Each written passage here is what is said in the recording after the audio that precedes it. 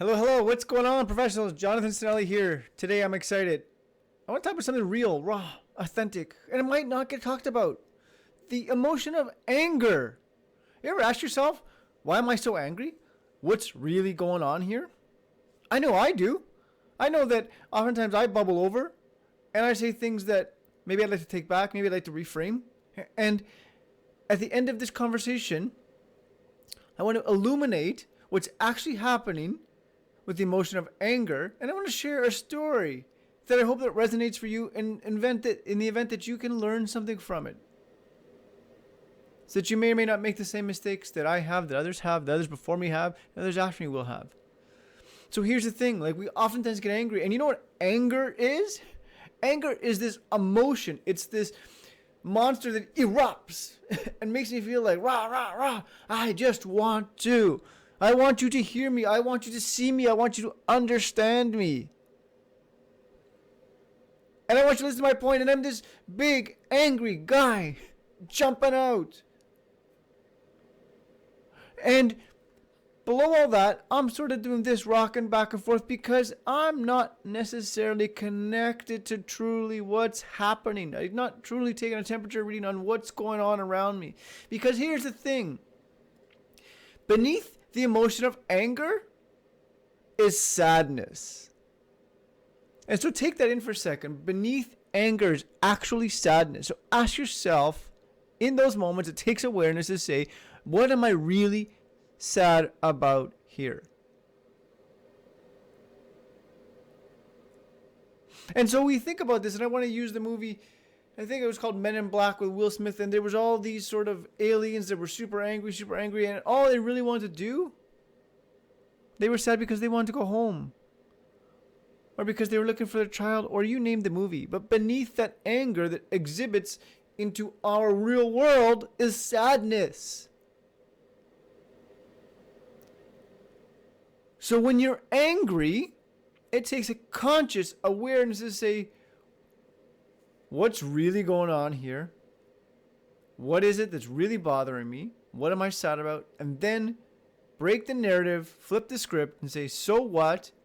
Now what?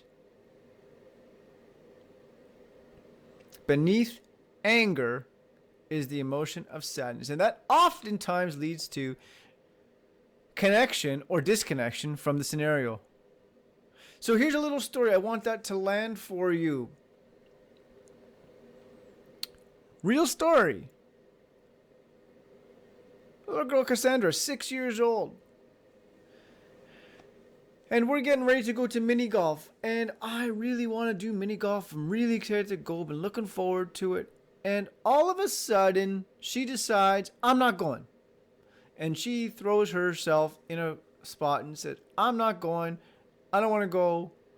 And what happened with me? I got angry. I've been waiting all day to do this. I made it about me. I've been waiting all day to do this. You're going to come with us. And I said a whole bunch of other things. You can't stay here by yourself. What are you going to do? And then just, I think I blurted out, you know what, Cassandra, you want to stay here on your own. And you know what she did? 6 years old, called me to task and said, fine, I'm going to stay here. Ooh, wasn't that a kick in the teeth? Now I had to really zone in and say, what's really happening here? Why am I so angry? And you know what I was angry about? After the awareness of a few seconds, I was really angry that I was going to lose the opportunity to spend time with her, to connect with her, to become part of her world. Because that's what mattered to me. And what showed up was the emotion of anger. We're going to hang out, you're going to do this, and you can't stay here, and I'm going to throw the authoritative parent situation at you. And so what occurred next was the awareness to say, Cassandra wants to be seen, heard, and understood. So really, what's happening in her world? And that meant me physically going into her space, getting down on her level and saying, Cassandra, help me to understand what's really going on for you. What is it that's making you say, I don't want to come anymore? I don't want to go. I'm not ready to go. You want to know how silly it was? You know what it was for her? Her water bottle. The lid on her water bottle wasn't on properly, and it was leaking all over her, and all she wanted was a little bit of help to to fix the water bottle. Now, she didn't verbalize that per se, or if she did, I'll tell you, it was such in an angry space because it was making it about me that I didn't capture that. I didn't clearly, concisely get that. And all she wanted to say was, I'm going to stay here because I'm wet, I want to change, and I need my water bottle fixed. And so when it zoned in, see how things changed? All I had to do was, what's really going on? What do you need? She needed connection. She needed somebody to enter her space, enter her world, and say, hey, how can I help you? How can I fix your water bottle? What do you really need? Now flip the script on this. Put this into your professional world, put this into your personal world. There's a personal story that shows up so many times professionally when we armor up and we get angry. You're not listening to me. You haven't delivered the promised deliverable. You haven't done this, on and on and on. And really, what's that anger suppressing? Sadness. There's something going on there. There's a disconnection that isn't clearly vocalized. Now, whether we're 5 years old, 10 years old, 50 years old, or 100 years old, we're all driven by the same things, the same fundamental underpinnings. They want to be seen, heard, and understood. And when they don't get that, they armor up and we become angry. We're angry because we're sad. So, takeaway for today is the next time you find yourself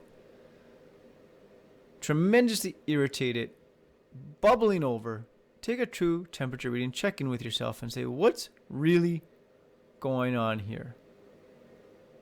Then if I'm angry about the scenario, what am I sad about? What am I disconnected from? I'm angry that Cassandra didn't want to come at that very moment mini golfing. And below all that, I felt a disconnect from her. And I was sad that we were not going to spend the time together. And I was sad that I made it mean that she didn't want to spend time as a family doing that. And that's not what it was. So I share this on this platform so that you get it. Flip the script, change the verbiage, throw it into your own space. That's what I got today. What was useful? My ask of you, of course, is share this with as many people in your network so that we all may benefit from knowledge, education, insights, real, raw, transparent conversations. And I encourage you to implement this into your personal world, create the awareness you need to show up as a better human being, personally, professionally. Until we connect next time, be well.